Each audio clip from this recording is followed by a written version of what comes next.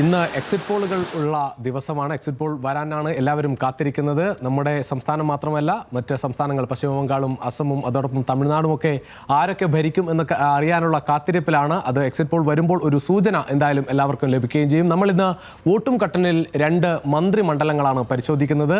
കണ്ണൂരിൽ നിന്ന് കണ്ണൂർ നിയമസഭാ മണ്ഡലവും അതോടൊപ്പം എറണാകുളം ജില്ലയിലെ കളമശ്ശേരി നിയമസഭാ മണ്ഡലങ്ങളും. 2 മന്ത്രിമാരും, അതായത് രാമചന്ദ്രൻ കടന്നപ്പള്ളി ആകട്ടെ പി രാജീവ്, രണ്ടുപേരും ഇത്തവണയും മത്സരരംഗത്ത്. നമ്മൾ വിശദമായ ചർച്ചകളിലേക്ക് പോവുകയാണ്. എന്നോടൊപ്പം ഇ.ആർ. രാഗേഷും അതോടൊപ്പം ആൽവിൻ തോമസും ചേരും. ആദ്യം ഇ.ആർ. രാഗേഷിലേക്ക്. നമ്മൾ ആദ്യം കണ്ണൂർ മണ്ഡലം തന്നെയാണ് പരിശോധിക്കുന്നത്. ഇ.ആർ., ഈ കണ്ണൂർ എന്ന് കേൾക്കുമ്പോൾ ഒരുപക്ഷെ രാഷ്ട്രീയ രംഗത്ത് എല്ലാവർക്കും വളരെ ആവേശോജ്വലമായ ഒരുപാട് ചരിത്രം പറയാനുണ്ട്. പക്ഷേ കണ്ണൂർ മണ്ഡലത്തിൻ്റെ മാത്രം കണക്കെടുക്കുമ്പോൾ UDFന് ഒരുപാട് കാര്യങ്ങൾ, അവരുടെ ഒരു ശക്തി കേന്ദ്രങ്ങളുള്ള സ്ഥലം കൂടിയാണ്. പക്ഷേ കഴിഞ്ഞ 2 ടേമായി UDFന് നഷ്ടപ്പെട്ട ഒരു പ്രതാപമാണ് കണ്ണൂരിൽ കാണുന്നത്. പക്ഷെ അപ്പോൾ പോലും നമ്മൾ കാണുന്നത് നിസാര വോട്ടുകൾക്ക് ഈ മത്സരം, അത് LDF ജയിച്ചാലും UDF ജയിച്ചാലും ആ തരത്തിലാണ് സമീപകാലത്തൊക്കെ തെരഞ്ഞെടുപ്പിൻ്റെ ഒരു ചരിത്രം നമ്മൾ കാണുന്നത്. ഇത്തവണ 2ഉം കൽപ്പിച്ചാണ് UDF ഇറങ്ങുന്നത്. കാരണം 100 സീറ്റൊക്കെ അവകാശപ്പെട്ടാണ് ആ പോരാട്ടത്തിലേക്ക് ഇറങ്ങിയതെങ്കിൽ കൂടി അങ്ങനെ ഒരു നമ്പറിലേക്ക് പോകുമ്പോൾ ഉറപ്പായും ഒപ്പം നിൽക്കേണ്ട മണ്ഡലമാണ് കണ്ണൂർ എന്ന് UDF കണക്കൂട്ടുന്നു. ആ തരത്തിലേക്ക് വരുന്നുണ്ടോ? എന്താണ് നിലവിൽ ഒരു സാഹചര്യം? യഥാർത്ഥത്തിൽ നമ്മൾ പറയുമ്പോൾ ഇരിക്കൂരും പേരാവൂരും മാത്രമാണ് കണ്ണൂർ ജില്ലയെക്കുറിച്ച് പറയുമ്പോൾ ഒരു UDF മണ്ഡലങ്ങളായി പറയുന്നത്. ഇപ്പോൾ രുചി സൂചിപ്പിച്ച പോലെ തന്നെ ശരിക്കും കണ്ണൂർ കൂടി ഒരു UDF മണ്ഡലമാണ്. അതിൻ്റെ സ്വഭാവം കൊണ്ടൊക്കെ തന്നെ ഒരു UDF മണ്ഡലമാണ്. കാരണം കോൺഗ്രസിന് മാത്രമല്ല, ലീഗിന് നല്ല സ്വാധീനമുള്ള മണ്ഡലം കൂടിയാണ്. ഇപ്പോൾ ആ മണ്ഡലത്തിന് തന്നെ ചരിത്രം എടുത്തു കഴിഞ്ഞാൽ N. രാമകൃഷ്ണൻ അവിടെ നിന്ന് ജയിച്ചിട്ടുണ്ട്. അതിനുശേഷം 96 മുതൽ K. സുധാകരൻ തുടർച്ചയായി ജയിക്കുന്നു. അദ്ദേഹം ലോക്സഭയിലേക്ക് മത്സരിക്കുമ്പോൾ പകരം വന്ന AP അബ്ദുള്ളക്കുട്ടി അവിടെ നിന്ന് വീണ്ടും ജയിക്കുന്നു. അതിൻ്റെ ഒരു സ്വഭാവത്തിൽ, അല്ലെങ്കിൽ അതിൻ്റെ ചിത്രം മാറുന്നത് ശരിക്കും 2016 രാമേന്ദ്രൻ കടന്നപ്പള്ളി ആ സീറ്റ് ഏൽപ്പിക്കുന്നു. അദ്ദേഹം നേരത്തെ എടക്കാട് എന്നൊക്കെയാണ് നിയമസഭയിൽ എത്തുന്നത്. എടക്കാട് ഇല്ലാതെ വന്നു. 2016 അദ്ദേഹം അവിടെ നിന്ന് മത്സരിക്കുന്നു. 2 തവണയും ജയിക്കുന്നു. പക്ഷേ ഈ 2 തവണയും ഭൂരിപക്ഷം നോക്കുകയാണെങ്കിൽ 1500 വോട്ടിൻ്റെയാണ് ഭൂരിപക്ഷം ഉള്ളത്. പക്ഷേ നേരത്തെ പറഞ്ഞ പോലെ അതൊരു UDF സ്വഭാവമുള്ള മണ്ഡലമാണ്. ഇപ്പോൾ തദ്ദേശ തെരഞ്ഞെടുപ്പിലെ കണക്കുകൾ എടുക്കുകയാണെങ്കിൽ പോലും UDFന് വ്യക്തമായൊരു ആധിപത്യം ആ മണ്ഡലത്തിൽ നമുക്ക് കാണാൻ സാധിക്കും. കാരണം UDFന് വ്യക്തമായ ആധിപത്യം അവിടെ ഉണ്ട്. കാരണം കണ്ണൂർ കോർപ്പറേഷനിൽ ഏതാണ്ട് 14 മുതൽ 53 വരെയുള്ള വാർഡുകൾ, ആ വാർഡുകൾ നോക്കുക തന്നെ ഇത്തവണ. കാരണം 2015 ആണ് കണ്ണൂർ കോർപ്പറേഷൻ തന്നെ രൂപീകരിക്കുന്നത്. ആ ആദ്യത്തെ കോർപ്പറേഷനായുള്ള ആദ്യത്തെ തെരഞ്ഞെടുപ്പിലാണ് ഒപ്പത്തിനൊപ്പം വരികയും PK രാഗേഷ് എന്ന് പറയുന്ന കോൺഗ്രസ് വിമതൻ്റെ പിന്തുണയോടുകൂടി അവിടെ ഭരിക്കുകയും ചെയ്യുന്നത്. അതിനുശേഷം 2020-ലും 2025-ലും UDFന് ഒരു കംഫർട്ടബിൾ മാർജിനാണ്. 2025-ൽ 2020-നേക്കാൾ കൂടുതൽ സീറ്റുകളുമുണ്ട്. മാത്രമല്ല ഈ കോർപ്പറേഷൻ്റെ 14 മുതൽ 53 വരെയുള്ള വാർഡുകൾ കഴിഞ്ഞാൽ പിന്നെ മുണ്ടേരി പഞ്ചായത്താണ്. ഏതാണ്ട് 30 വർഷത്തിന് ശേഷം CPMന് 40 വർഷത്തിന് ശേഷം ജില്ലാ സെക്രട്ടറിയുടെ പഞ്ചായത്താണ്. ആ പഞ്ചായത്ത് പോലും നഷ്ടപ്പെട്ട സാഹചര്യത്തിലാണ് നിയമസഭാ തെരഞ്ഞെടുപ്പ് നടക്കുന്നത്.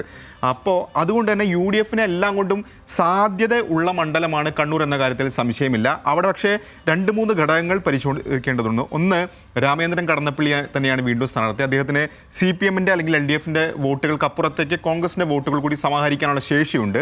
കൂടാതെ കഴിഞ്ഞ 2 തവണ UDF കാൻഡിഡേറ്റ് ആയിരുന്ന സതീശൻ പാച്ചേനി ഇത്തവണ നമുക്കൊപ്പമില്ല. അദ്ദേഹത്തിന് പകരം TO മോഹനൻ അവിടെ വരുന്നു. അപ്പോൾ സ്വാഭാവികമായും കോൺഗ്രസിന് ആധിപത്യമുണ്ട്. പക്ഷേ ഈ തെരഞ്ഞെടുപ്പ് കാലത്ത് അല്ലെങ്കിൽ UDFനെ കൂടുതൽ കലുഷിതമാക്കിയ വിഷയം എന്ന് പറയുന്നത് K. സുധാകരൻ്റെ സ്ഥാനാർത്ഥിത്വം, അല്ലെങ്കിൽ അദ്ദേഹത്തിന് സീറ്റ് നൽകിയില്ല എന്നുള്ളതാണ്. അദ്ദേഹം മത്സരിക്കുകയാണെങ്കിൽ ഹൈക്കമാൻഡ് അനുമതി നൽകിയായിരുന്നെങ്കിൽ അദ്ദേഹം മത്സരിക്കേണ്ടിയിരുന്ന സീറ്റാണ് കണ്ണൂർ സീറ്റ്. ഏറ്റവും ഒടുവിൽ അദ്ദേഹം പറഞ്ഞ പേര് TO മോഹൻ അല്ല, റിജിൽ മുവാക്കറ്റിയുടെ പേരായിരുന്നു. അപ്പോൾ സുധാകരൻ ഫാക്ടർ അവിടെ വർക്ക് ചെയ്യുന്നുണ്ടോ എന്ന് കണ്ണൂരിനെ സംബന്ധിച്ച് നിർണായകമായിരിക്കും. ഇപ്പോൾ വോട്ടിംഗ് പേഴ്സൻറ്റേജ് ഒക്കെ നോക്കുകയാണെങ്കിൽ വലിയ മാറ്റം കണ്ണൂരിൽ കാണാൻ സാധിക്കില്ല. കാരണം കഴിഞ്ഞ തെരഞ്ഞെടുപ്പിൽ 2016-ൽ പോൾ ചെയ്ത വോട്ടുകൾ ഏതാണ്ട് 77.34 ആയിരുന്നു.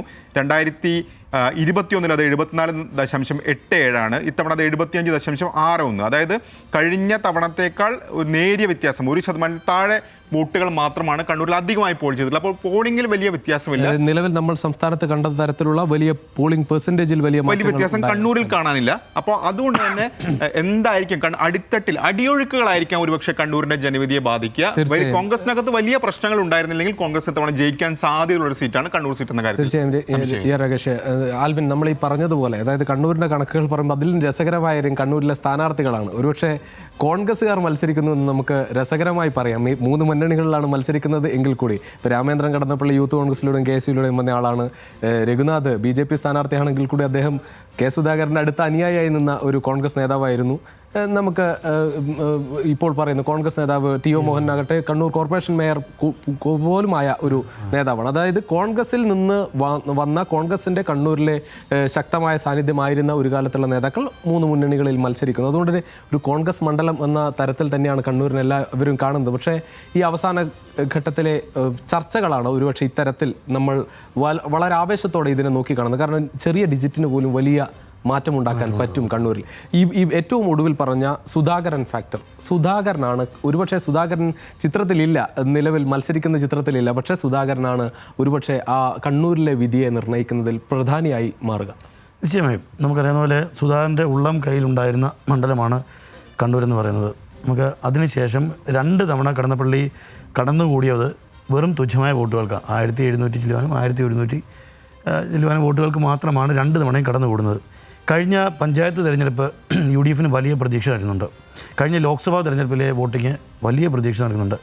ഏതാണ്ട് കണ്ണൂർ മണ്ഡലത്തിലെ 10,838 വോട്ടിൻ്റെ മേൽക്കൈയാണ് പഞ്ചായത്ത് തിരഞ്ഞെടുപ്പിൽ UDFന് കണ്ണൂർ മണ്ഡലത്തിലുള്ളത്. 10,838 വോട്ടിൻ്റെ മേൽക്കൈ വരുമ്പോൾ അത് ലോക്സഭാ തിരഞ്ഞെടുപ്പിലേക്ക് വരുമ്പോൾ 26,030 വോട്ടിൻ്റെ വലിയ ലീഡാണ് അവിടെ കണ്ണൂർ മണ്ഡലത്തിൽ കെ സുധാകരൻ നേടിയിട്ടുള്ളത്. ഇത് രണ്ടുമാണ് കോൺഗ്രസിനെ സംബന്ധിച്ചിടത്തോളം ഏറ്റവും വലിയ പ്രതീക്ഷ എന്ന കാര്യത്തിൽ തർക്കമില്ല. പിന്നെ നമുക്ക് പറയുകയാണെങ്കിൽ പറഞ്ഞ പോലെ കണക്കുകൾ, ഇപ്പോൾ രാകേഷ് പറഞ്ഞ പോലെ രാമേന്ദ്രൻ കടന്നപ്പള്ളിക്ക് കോൺഗ്രസ് വോട്ടുകൾ സമാഹരിക്കാൻ കഴിയുന്ന ഒരു തെരഞ്ഞെടുപ്പ് അല്ല ഇപ്പോൾ. മുമ്പായിരുന്നുവെങ്കിൽ, പക്ഷേ ഇന്നത്തെ തെരഞ്ഞെടുപ്പ്, ഇക്കാലയളവിലെ തെരഞ്ഞെടുപ്പിൽ അതങ്ങനെ ആയിരിക്കില്ല എന്നുള്ള കാര്യത്തിൽ ഒരു തർക്കവുമില്ല. കോൺഗ്രസിന് മറ്റൊരു പോയിന്റ് കൂടിയുണ്ട്. സുധാകരൻ്റെ 20,000 വോട്ടിന്റെ ഭൂരിപക്ഷം സുധാകരൻ ഇഷ്ടപ്പെട്ട ഒരാളല്ല. അത് നമ്മൾ കണ്ടിരുന്നല്ലോ. നമ്മൾ കണ്ടിരുന്നു സ്ഥാനാർത്ഥി പട്ടികയുമായി ബന്ധപ്പെട്ടുള്ള തർക്കങ്ങൾ ഉണ്ടായിട്ടുണ്ട്. അദ്ദേഹത്തിന് ആദ്യഘട്ടത്തിൽ അതൃപ്തി ഉണ്ടായിട്ടുണ്ട്. പക്ഷേ ടി.എ. മോഹനൻ വളരെ കൃത്യമായി അദ്ദേഹത്തെ അവിടെ പോയി കാണുകയും സെറ്റിൽ ചെയ്യുകയും, അവരുടെയൊക്കെ നേതാവാണ് കെ സുധാകരൻ എന്ന് പറയുന്ന മനുഷ്യൻ. അദ്ദേഹത്തിന് കണ്ണൂർ ഉള്ള കോൺഗ്രസിൻ്റെ എല്ലാവർക്കും ഒരേ സ്വരത്തിൽ നേതാവാണ് കെ സുധാകരൻ. സ്വാഭാവികമായിട്ടും ആ കെ സുധാകരൻ ടി.എ. മോഹനന് വേണ്ടി നല്ല രീതിയിൽ തന്നെ അവിടെ പ്രവർത്തിച്ചിട്ടുണ്ടെന്ന കാര്യത്തിൽ തർക്കമൊന്നുമില്ല. ടി.എ. മോഹനൻ നമുക്കറിയാവുന്നതുപോലെ അദ്ദേഹം കോർപ്പറേഷൻ മേയറായിരുന്നു. അദ്ദേഹം വളരെ അവിടെ അടിത്തട്ടിൽ പ്രവർത്തിക്കുന്ന ഒരാളാണ്, അഭിഭാഷകനാണ്. അത്തരത്തിലുള്ള കാര്യങ്ങളിലൊക്കെ അദ്ദേഹം പൊതുസമൂഹവുമായി വളരെ ബന്ധപ്പെട്ടിരിക്കുന്ന ഒരു വ്യക്തി കൂടിയാണ്. അതുകൊണ്ട് തന്നെ ആ സ്ഥാനാർത്ഥി എന്ന നിലയിൽ ടി.എ. മോഹനൻ അവിടെ ഒരു കുഴപ്പവും ഉണ്ടാവില്ല എന്നുള്ള കാര്യത്തിൽ തർക്കമൊന്നുമില്ല. സുധാകരൻ ഇത്തവണ ഏതെങ്കിലും തരത്തിൽ ഇടഞ്ഞിട്ടുണ്ടോ, അതൊന്നും അത് ആദ്യഘട്ടത്തിലുണ്ടായിരുന്ന ആ സ്ഥാനാർത്ഥി പട്ടിക വന്ന സമയത്തുണ്ടായിരുന്ന ചില ചർച്ചകൾ എന്നതിലുപരിയായി മറ്റ് രീതിയിലേക്കൊന്നും കാര്യങ്ങൾ അവിടെ പോയിട്ടില്ല. അതുകൊണ്ട് തന്നെ UDFനെ സംബന്ധിച്ചിടത്തോളം കണക്കുകൾ വെച്ച് നോക്കുകയാണെങ്കിലും സേഫാണ് ഇത്തവണ കണ്ണൂർ എന്നുള്ളതാണ് ഏറ്റവും ശ്രദ്ധേയം. പിന്നെ നമുക്കറിയാവുന്ന പോലെ രാമേന്ദ്രൻ കടന്നപ്പള്ളി എന്ന കാൻഡിഡേറ്റിൻ്റെ ഒരു ആരോഗ്യം വലിയ തോതിൽ അവിടെ ചർച്ച ചെയ്യപ്പെട്ടിട്ടുണ്ട് കണ്ണൂർ മണ്ഡലത്തിൽ ഇത്തവണ. അത് വലിയ വിഷയമായി തന്നെ ചർച്ച ചെയ്യപ്പെട്ടിട്ടുണ്ട്. അതും ഇതിൽ പ്രതിഫലിക്കാം. അതും കോൺഗ്രസ്സിന് ആശാവഹമായ ഒരു കാര്യങ്ങളിലേക്കാണ് കാര്യങ്ങൾ പോകുന്നത് എന്ന് വേണം പറയാൻ. ഈ ഘട്ടത്തിൽ ഇത്തവണ കണ്ണൂർ പഴയ കണ്ണൂരായി കോൺഗ്രസിൻ്റെ കയ്യിലേക്ക് വരാനുള്ള സാധ്യതയാണ് ഈ കണക്കുകൾ തന്നെ കാണാം.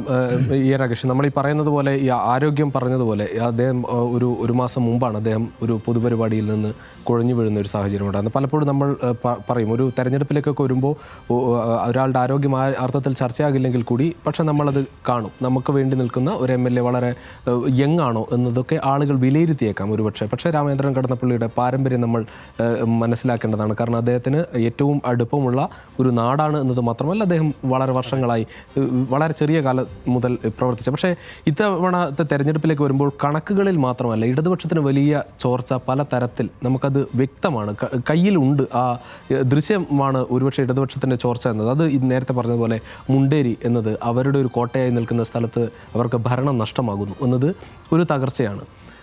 ഈ കോർപ്പറേഷൻ്റെ കാര്യത്തിൽ കോർപ്പറേഷൻ ഭരണം നഷ്ടം വീണ്ടും UDF നിലനിർത്തിയെന്നത് പറയുമ്പോൾ മാത്രമല്ല, അതിൽ വലിയ തിരിച്ചടി ഉണ്ടായിട്ടാണ് LDF ആ പരാജയം ഏറ്റുവാങ്ങുന്നത്. ഇപ്പോൾ റിജിൽ മാക്കുറ്റിയുടെ പേര് നമ്മൾ സ്ഥാനാർത്ഥിത്വത്തിലേക്ക് വരുമ്പോൾ അദ്ദേഹം ജയിച്ച വാർഡ് LDFൻ്റെ വാർഡാണ്. LDFൻ്റെ വാർഡ് പിടിച്ചെടുക്കുകയായിരുന്നു. അത്തരത്തിൽ ഒരു തിരിച്ചടി ഉണ്ടായിരുന്നു. അതായത് പോസിറ്റീവായ കാര്യങ്ങൾ മുഴുവൻ നിലവിൽ UDFന് അനുകൂലമാണ് എന്ന് തന്നെ പറയാം. ആണ് തീർച്ചയായിട്ടും. UDFന് എല്ലാ ഘടകങ്ങൾ കൊണ്ടും UDFന് അനുകൂലമാണ്. അതിപ്പോൾ മണ്ഡലത്തിൻ്റെ സ്വഭാവം മുതൽ തദ്ദേശ തെരഞ്ഞെടുപ്പ് പോലെയുള്ള കണക്കുകൾ UDFന് അനുകൂലമാണ്. പക്ഷേ കടന്നപ്പള്ളി എന്ന പേരിലേക്ക് LDF പോകാനുള്ള പ്രധാനപ്പെട്ട കാരണം അതൊരു UDF സ്വഭാവമുള്ള മണ്ഡലമാണ്. അദ്ദേഹം 2 തവണ പിടിച്ചെടുത്തു. ഇത്തവണ മാത്രമല്ല പരമാവധി സിറ്റിംഗ് MLA-മാർക്കൊക്കെ സീറ്റ് കൊടുത്തിട്ടുണ്ട്. ഒന്നാമത് കേരള കോൺഗ്രസ് കോൺഗ്രസ് എസ് അത് ഘടകകക്ഷിയാണ്. അപ്പോൾ സ്വാഭാവികമായിട്ടും കടന്നപ്പള്ളി എന്നൊരു ഫാക്ടർ കൊണ്ട് തന്നെയാണ് അദ്ദേഹത്തെ മത്സരിപ്പിക്കുന്നത്. കാരണം CPM-ന് വേണമെങ്കിൽ സീറ്റ് ഇട്ടെടുക്കാം, വേറെ ആരെങ്കിലുമൊക്കെ മത്സരിപ്പിക്കാം. പക്ഷെ അങ്ങനെ പോവാതെ അദ്ദേഹത്തിൽ വിശ്വാസമൂന്നിയത് കഴിഞ്ഞ 2 തവണ ആ മണ്ഡലം പിടിച്ചു എന്നുള്ളതുകൊണ്ടാണ്. പക്ഷേ ഇത്തവണ തീർച്ചയായും ഈ പറയുന്ന പോലെ കോൺഗ്രസിനകത്ത് പ്രശ്നങ്ങളൊന്നും പ്രകടമായില്ലെങ്കിൽ, അടിയൊഴുക്കുകൾ ഉണ്ടായില്ലെങ്കിൽ ഒരുപക്ഷെ UDF-ന് ജയിക്കാൻ വളരെ കംഫർട്ടബിളായി ജയിക്കാൻ കഴിയാവുന്ന ഒരു മണ്ഡലമാണെന്ന കാര്യത്തിൽ സംശയമില്ല. കാരണം അതിൻ്റെ ഘടന തന്നെ അങ്ങനെ ഒരു UDF മണ്ഡലമാണ്. അത് നേരത്തെ പറഞ്ഞതുപോലെ അത് കോൺഗ്രസിന് മാത്രമല്ല, ലീഗ് വലിയൊരു ഫോഴ്സായി, പ്രത്യേകിച്ച് കണ്ണൂർ നഗരം എടുത്തു കഴിഞ്ഞാൽ അടിസ്ഥാനപരമായ ലീഗിന്റെ സ്വാധീന മേഖലയാണ്. അപ്പോൾ ലീഗ് ഒരു വലിയ യൂണിറ്റായി നിൽക്കുന്നു. മാത്രമല്ല ഭരണം വേണം എന്നുള്ളത് ഒരുപക്ഷെ കോൺഗ്രസിനേക്കാൾ വലിയ വികാരമുള്ളത് ലീഗ് അണികളിലാണ്. അപ്പോൾ അത്തരം കാര്യങ്ങളൊക്കെ തന്നെ അനുകൂലമാണ്. അവിടെ UDF-ന് പ്രതികൂലമാകുകയാണെങ്കിൽ പ്രതികൂലമാകാൻ പോകുന്ന ഒറ്റ കാരണം സുധാകരൻ എന്ന് പറയുന്ന ഫാക്ടർ വർക്ക് ചെയ്യുമോ എന്നുള്ളതാണ്. ഒപ്പം തന്നെ കഴിഞ്ഞ 2 തവണയും UDF വോട്ടുകൾ സമാഹരിക്കാൻ കടന്നപ്പള്ളി കഴിഞ്ഞിട്ടുണ്ട്. അത് എത്രമാത്രം എന്ന ചോദ്യം കൂടി ഇത്തവണ അവശേഷിക്കുന്നുണ്ട്. അതല്ലെങ്കിൽ UDF-ന് ഒരു കംഫർട്ടബിളായി മാർജിനിൽ കടന്നു പോകാൻ കഴിയുന്ന മണ്ഡലം തന്നെയായിരിക്കും കണ്ണൂർ എന്ന കാര്യത്തിൽ സംശയമില്ല. അപ്പോൾ ഈ LDF പോലും ഒരുപക്ഷെ ഒരു 50-50 ചാൻസ് മാത്രം. എനിക്ക് തോന്നുന്നത് LDF-ന്റെ പ്രചാരണം പൂർണ്ണമായി വികസന ചർച്ചകളിൽ മാത്രമാണ്. ഒരുപക്ഷെ നമ്മൾ പലപ്പോഴും സ്ഥാനാർത്ഥികളുടെ ഒരു മുഖം വെച്ചുകൊണ്ട് പ്രചാരണം നടത്തുന്നതിനപ്പുറം വലിയ രീതിയിൽ ആ കണക്കുകൾ പോയില്ല. കാരണം വികസനം അല്ലാതെ കൂടുതൽ കാര്യങ്ങളിലേക്ക് പോകാൻ അടിയൊഴുക്കുകൾ തിരിച്ചടിയാവുന്നതാണ് നമ്മൾ ആ മണ്ഡലത്തിലാകെ കണ്ടത്. അത് കണ്ണൂർ കോർപ്പറേഷൻ എന്ന് പറയുന്നത് ഒരുപക്ഷെ കോർപ്പറേഷൻ എന്ന് പേരുണ്ടെങ്കിൽ കൂടി അതിനൊരു ഗ്രാമ സ്വഭാവമുണ്ട്. കാരണം പഞ്ചായത്തുകളൊക്കെ ചേർത്ത് ഒരു കോർപ്പറേഷനാക്കി മാറ്റിയതാണ്. 40 വാർഡുകൾ ഉണ്ട്. പക്ഷെ അപ്പോൾ പോലും അത് ആ രീതിയിലാണ് കോർപ്പറേഷൻ കിടക്കുന്നത്. അവിടെ ഒരുപക്ഷെ ഈ UDF-ന്റെ ഈ മുൻതൂക്കം എന്ന് പറയുന്നത് സുധാകരൻ ഉണ്ടാക്കിയെടുത്തൊരു മുൻതൂക്കം കൂടിയാണ്. കാരണം അത് സുധാകരൻ ഉള്ള സമയത്തായാലും അത് MP ആയിരിക്കുന്ന സമയത്തായാലും അദ്ദേഹത്തിൻ്റെ ഉള്ളം കൈ പോലെ അറിയാവുന്ന ഒരു സ്ഥലമാണ്. അദ്ദേഹം വളരെ ശക്തമായ സാന്നിധ്യമാണ്. പക്ഷേ ഞാൻ മനസ്സിലാക്കുന്നത് പൂർണ്ണമായ പിന്തുണ ഈ പ്രശ്നങ്ങളൊക്കെ പരിഹരിച്ചുവെങ്കിൽ കൂടി പൂർണ്ണമായ പിന്തുണ TO മോഹന് സുധാകരൻ്റെ ഭാഗത്തുനിന്നുണ്ടായി എന്ന് പറയത്തക്ക രീതിയിൽ പ്രചാരണത്തിൽ എവിടെയും കണ്ടില്ല എന്ന് പറയാം. 1-2 സ്ഥലങ്ങളിൽ അദ്ദേഹം കൃത്യമായി തന്നെ പോയി അത് പറയുന്ന ഘട്ടങ്ങൾ ഉണ്ടായിട്ടുണ്ട്, പിന്തുണ കൊടുക്കുന്നതും ഉണ്ടായിട്ടുണ്ട്. പക്ഷേ നമ്മൾ പ്രതീക്ഷിച്ചതുപോലെ ആയിരുന്നില്ല. ഒരുപക്ഷെ നമ്മൾ 1 മാസം മുമ്പുള്ള ആ കണ്ണൂരിലുണ്ടായ പ്രശ്നങ്ങളെ നമ്മൾ അതുപോലെ തന്നെ വിലയിരുത്തണം. ആ തെരഞ്ഞെടുപ്പിൻ്റെ കാലത്ത് വലിയ പൊട്ടിത്തെറിയിലേക്ക് കാര്യങ്ങൾ പോകും. സുധാകരൻ അനുകൂലികൾ പുതിയൊരു രാഷ്ട്രീയ സഖ്യത്തിലേക്ക് പോലും എത്തിച്ചേരുമോ എന്ന തരത്തിലൊരു ചർച്ചയുണ്ടായ ഘട്ടമുണ്ട്. അത് കാണാതെ നമ്മൾ കണ്ണൂർ മണ്ഡലത്തെ വിലയിരുത്തണമോ എന്നത് സുധാകരൻ അങ്ങനെ കണ്ണൂർ മണ്ഡലത്തെ ഇല്ലാതാക്കാൻ കോൺഗ്രസിന്റെ കയ്യിൽ നിന്ന് നശിപ്പിക്കാനായിട്ടുള്ള ശ്രമം നടത്തുമോ എന്ന് നമുക്ക് കരുതാം. ഞാനങ്ങനെ വിചാരിക്കുന്നില്ല. പക്ഷേ സുധാകരനൊപ്പമുള്ള ആളുകളാണ് ഈ കാര്യങ്ങളൊക്കെ ചെയ്തത്. സുധാകരൻ ചെയ്തു എന്നുള്ളതല്ല പ്രശ്നം. സുധാകരനൊപ്പമുള്ള ആളുകളാണ് ഇതൊക്കെ ചെയ്തത്. അല്ല, അദ്ദേഹത്തെ സംബന്ധിച്ച് അദ്ദേഹത്തിനും നമുക്കറിയാവുന്ന പോലെ ചെറിയ ആരോഗ്യ പ്രശ്നങ്ങൾ ഉണ്ട് എന്നുള്ളത് നമുക്കറിയാവുന്നതാണ്. അതുകൊണ്ട് തന്നെ ഈ പ്രചാരണ രംഗത്ത് അദ്ദേഹം അത്രത്തോളം സജീവമായിരുന്നില്ല. പക്ഷേ പോകേണ്ട സ്ഥലങ്ങളിലൊക്കെ കൃത്യമായി അദ്ദേഹം പോവുകയും അവിടെ ചെല്ലേണ്ട എവിടെയൊക്കെ കോൺഗ്രസിന് വീക്കാണ് എന്നുള്ള പ്രദേശങ്ങളുണ്ടോ അവിടെയൊക്കെ കൃത്യമായി അദ്ദേഹത്തിന് സാന്നിധ്യം ഉണ്ടായിരുന്നു. അദ്ദേഹം വളരെ കൃത്യമായി അവിടെയുള്ള ആളുകളുമായി ബന്ധപ്പെടുന്നുണ്ടായിരുന്നു. അദ്ദേഹം കൃത്യമായി ഈ വോട്ട് ഉറപ്പിക്കുന്നതിന് വേണ്ട മുഴുവൻ നടപടികളും ചെയ്യുന്നുണ്ടായിരുന്നു. കോൺഗ്രസിന്റെ സംഘടനാ സംവിധാനം പൂർണ്ണമായും വർക്ക് ചെയ്തു. തീർച്ചയായും അത് കേരളമാകെ ഇത്തവണ അത് ആ കാര്യത്തിൽ ഒരു മാറ്റവും ഉണ്ടാവില്ല. കാര്യം ഇനി കോൺഗ്രസ് ഇല്ല എന്ന നിലയിലേക്ക് കാര്യങ്ങൾ പോവുകയാണ്. അപ്പോൾ സ്വാഭാവികമായും അണികൾക്കുൾപ്പെടെ ഏറ്റവും താഴെത്തട്ടിലുള്ള അണികൾക്കുൾപ്പെടെയുള്ള ആ വികാരം അതുതന്നെയാണ് ഇത്തവണത്തെ അവരുടെ ഏറ്റവും വലിയ പ്രതീക്ഷയായി കോൺഗ്രസും UDF-ഉം വെച്ച് പുലർത്തുന്നത്. നമ്മുടെ ഇപ്പോൾ വാർഡിൻ്റെ കാര്യം പറഞ്ഞ മുണ്ടേരി എന്ന് പറയുന്നത് LDF-ന് ഏറ്റവും ശക്തിയുള്ള ഒരു വാർഡാണ്. അത് പഞ്ചായത്താണ്. അത് UDF-ൻ്റെ കയ്യിലേക്ക് എത്തി. 25 വോട്ടിംഗ് പാറ്റേൺ ആയിരിക്കില്ല ഒരിക്കലും, അത് ആകില്ല. പക്ഷേ ഞാൻ പറഞ്ഞത് കഴിഞ്ഞ ഒരു സൂചന എന്ന നിലയിൽ 2 മാസം മുമ്പ് നടന്ന ഒരു തെരഞ്ഞെടുപ്പ് എന്നതാണ് നമ്മൾ ഈ തദ്ദേശ തെരഞ്ഞെടുപ്പിനെ നമ്മൾ കാണുന്നത്. 2 മാസം മുമ്പ് തെരഞ്ഞെടുപ്പ് നടന്നിട്ടുണ്ടെങ്കിൽ അതിൽ കൃത്യമായൊരു ഭരണവിരുദ്ധ വികാരമുണ്ട് എന്ന് തന്നെയാണ് ആകെ നമുക്ക് പറയാൻ കഴിഞ്ഞത്. അത് ഇവിടെയും പ്രതിഫലിക്കും എന്ന് തന്നെയാണ്. ഇപ്പോൾ 25 വാർഡാണ് ഇവിടെ UDF-ൻ്റെ കയ്യിലുള്ളത്. 25 വാർഡ് 13 LDF-നൊപ്പം ഉള്ളത്. അങ്ങനെ കോർപ്പറേഷനിൽ വളരെ കൃത്യമായി ലീഡ് വരുത്തുന്നുണ്ട്. കോർപ്പറേഷനിൽ അവർ ആരോപിക്കുന്ന മറ്റൊരു കാര്യം കൂടെയുണ്ട്. കോർപ്പറേഷൻ്റെ വികസന കാര്യങ്ങളിൽ MLA ചില ഇടങ്കോലിട്ടു എന്നുള്ള തരത്തിലുള്ള പ്രചരണം അത് അവിടെ കണ്ണൂരിൽ വളരെ കൃത്യമായി അവരെ പ്രചരണം നടത്തിയിരുന്നു.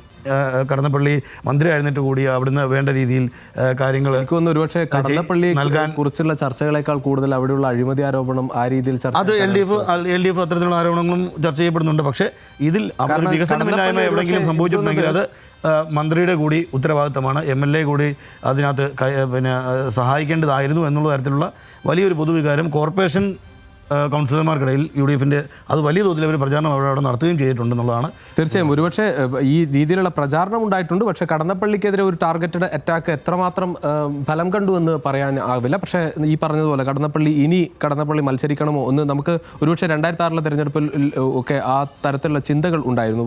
ഈ UDF-ന്റെ ഭാഗമായി MP രാഘവനോ അതോടൊപ്പം JSS-ന്റെ സ്ഥാനാർത്ഥിയെയൊക്കെ ഗൗരിയമ്മയൊക്കെ മത്സരിക്കുന്ന ഘട്ടത്തിൽ ആളുകൾ ആ രീതിയിൽ ഇത് വളരെ പ്രായമായല്ലോ, ഇവർ ഇത് നിർത്തിക്കൂടെ എന്ന് തോന്നുന്ന തരത്തിൽ ആ തെരഞ്ഞെടുപ്പിന് അത് വലിയ സ്വാധീനിക്കുകയും ചെയ്തു. ഒരുപക്ഷെ നമുക്കറിയാം ഈ ആരോഗ്യാവസ്ഥ ഈ രീതിയിലുള്ള ആളുകൾ അത് ഈ വിഷ്വലിൽ കാണുമ്പോൾ ഒരുപക്ഷെ തെരഞ്ഞെടുപ്പിനെ ഒക്കെ ചെയ്തേക്കാം. പക്ഷേ കണ്ണൂരിൻ്റെ കാര്യം ഈ പറഞ്ഞതുപോലെയാണ്, നിസ്സാരമായ വോട്ടാണ്, ഏത് രീതിയിലേക്ക് പോകും എന്നതൊക്കെ നമ്മൾ ഈ പറഞ്ഞതുപോലെ തദ്ദേശ തെരഞ്ഞെടുപ്പാണ് ഒരുപക്ഷെ കണ്ണൂരിനെ കൂടുതൽ ആവേശപ്പെടുത്തുന്നത്. കാരണം അത് ഇടതിൻ്റെ കോട്ടയായിരുന്ന ഒരു പഞ്ചായത്ത് നഷ്ടപ്പെടുന്നു. അതോടൊപ്പം നിലനിർത്തുന്ന കോർപ്പറേഷൻ അത് UDF അത് വളരെ ഗംഭീരമായി നിലനിർത്തുന്നു.